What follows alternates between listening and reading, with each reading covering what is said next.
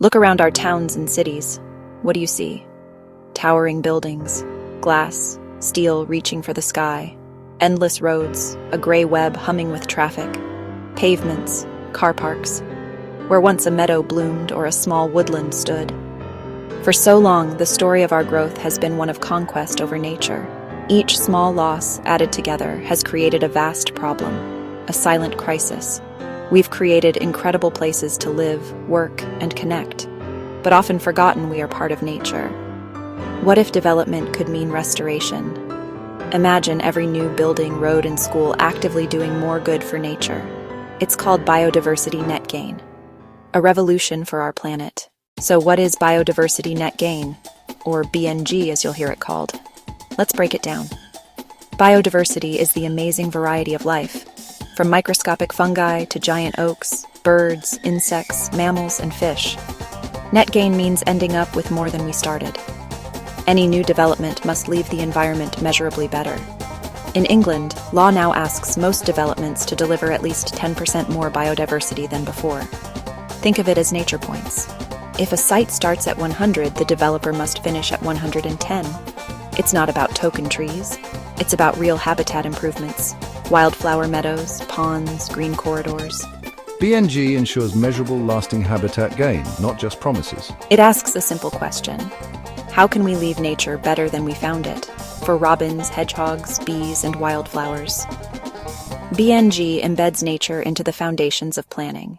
So how do we go from a muddy building site to a thriving new habitat? There's a clear blueprint to follow. Step 1, a habitat survey. Ecologists walk the land, identifying what's there. Each habitat is scored for quality, size, and importance. That data feeds into the biodiversity metric, a calculator that turns habitats into biodiversity units. Some habitats score higher, ancient woodland, others lower, like a manicured lawn. With the baseline set, developers design interventions to increase units. On-site options include wildflower meadows, green roofs, bat boxes, swift bricks, hedgehog highways, orchards, and ponds.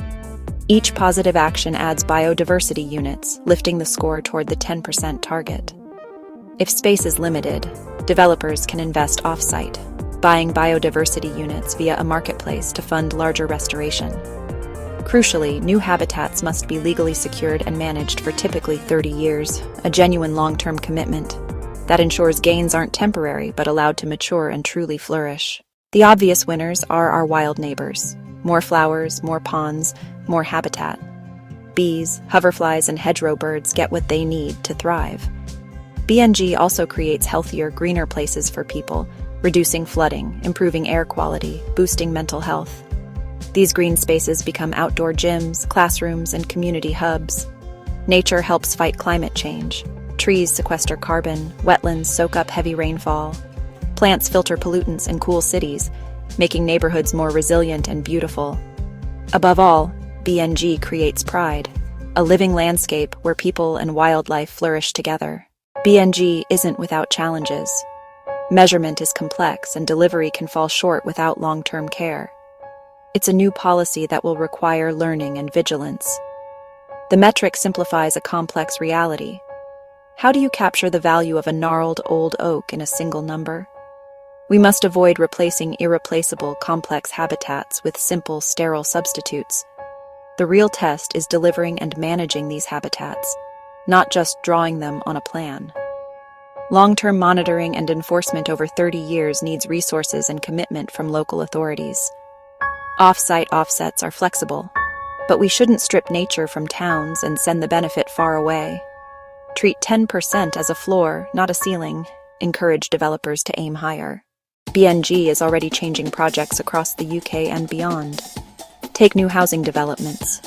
Developers retain ancient hedgerows and create green corridors linking estates to the countryside. Sustainable drainage systems and natural ponds bring damselflies and moorhens back to communities. Major infrastructure now plants woodland and sows wildflower verges along new motorways. Green bridges and wildlife underpasses let species cross safely. Around the world, cities like Singapore and many German cities embrace green roofs, living walls, and city and nature ideas. Closer to home, small acts, swift bricks on supermarkets and school ponds, create direct wildlife benefits. One brick, one pond, one wildflower at a time. Thousands of small projects add up to real change. BNG is practical, already rebuilding nature across landscapes. BNG is a monumental step, but policy alone isn't enough. Real change happens when communities act.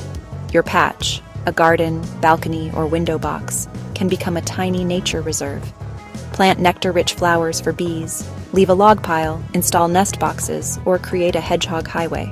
Each act helps. Be the eyes and voice of nature. Check local planning, ask developers how they'll deliver BNG, join conservation groups. BNG opens a new door. Will we step through it?